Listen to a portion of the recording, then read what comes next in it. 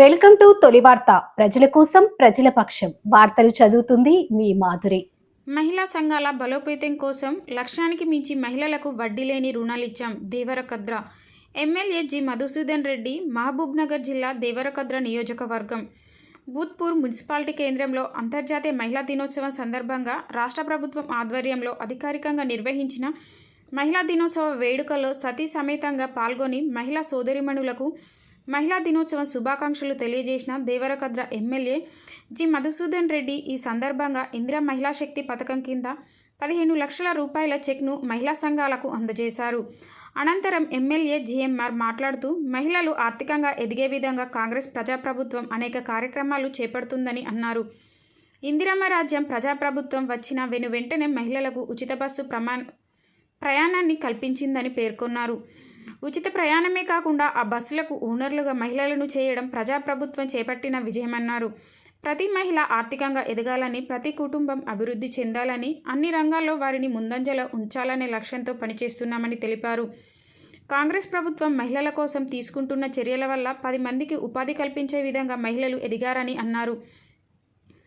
ఇందిరాశక్తి canteen, petrol బంకులు, గ్రామీణ ప్రాంతాల్లో poultry, పాడి పశువుల పెంపకం వంటి వినూత్న పథకాలు ప్రారంభించామన్నారు.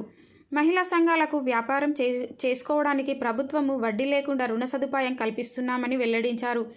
కాంగ్రెస్ ప్రభుత్వం అధికారంలోకి వచ్చిన సంవత్సరంలోపే 21,000 కోట్లకు పైగా రుణాలను మహిళా సంఘాలకు ఇచ్చామని తెలియజేశారు. వడ్డీలు, చక్రవడ్డీలు, అప్పుల బాధకు కుటుంబాలు బలి కాకుండా మహిళా సంఘాలకు వడ్డీ లేని రుణాలు ఇస్తున్నామని తెలిపారు. ఇందిరమ్మ రాజ్యం ప్రజాప్రభుత్వంలో మహిళలందరూ సంతోషంగా ఉన్నారని పేర్కొన్నారు.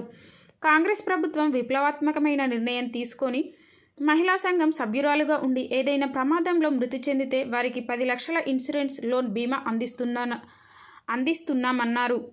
మహిళలు వంటగదికే పరిమితం కాకుండా రాష్ట్రాభివృద్ధిలో భాగస్వాములను చేస్తున్నామని తెలిపారు.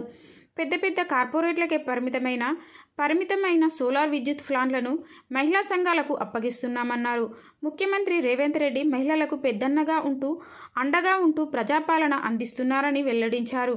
మహిళా సంక్షేమం కోసం అహర్నిశలు కృషి చేస్తున్న తమ ప్రభుత్వాన్ని, తమను ఈ సందర్భంగా మహిళలందరూ దీవించాలని ఎమ్మెల్యే విజ్ఞప్తి చేశారు. మీ తొలి వార్త న్యూస్ని సబ్స్క్రైబ్ చేసి, లైక్ చేసి, షేర్ చేయండి. జరీనా పావని ఓకే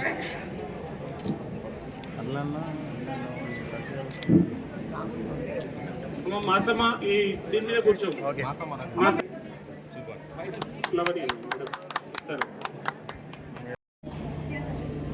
మహిళలందరికీ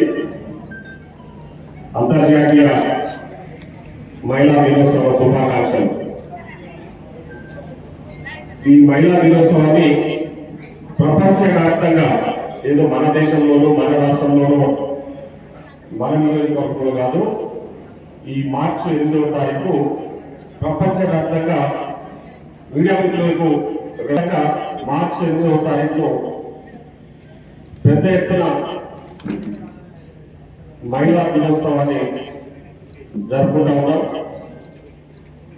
ఈ మహిళా దినోత్సవం మహిళలు సాధించిన గొప్పతనం గురించి, వారికి ఆర్థికంగా, సామాజికంగా, సాంస్కృతిక పరంగా, రాజకీయ పరంగా సాధించిన విజయాలను గుర్తు చేసుకుంటూ ప్రపంచవ్యాప్తంగా మహిళా దినోత్సవాన్ని చాలా ఘనంగా జరుపుకుంటున్న విషయం మీకు అందరికీ కూడా తెలుసు. అదేవిధంగా మహిళలనే ఇంటి యజమానురాలుగా చేయాలని, మహిళలకు ఆర్థికంగా కోటీశ్వరులను చేయాలని మన ప్రజాప్రభుత్వంలో, మన ఇందిరమ్మ రాజ్యంలో మన పాలకులు ముందు బిడ్డ గౌరవ ముఖ్యమంత్రి శ్రీ యనమల రేవంత్ రెడ్డి గారు ఒక గొప్ప నిర్ణయం తీసుకొని శ్రీమతి సోనియా గాంధీ గారి ఆదేశాల మేరకు ఎన్నికలకు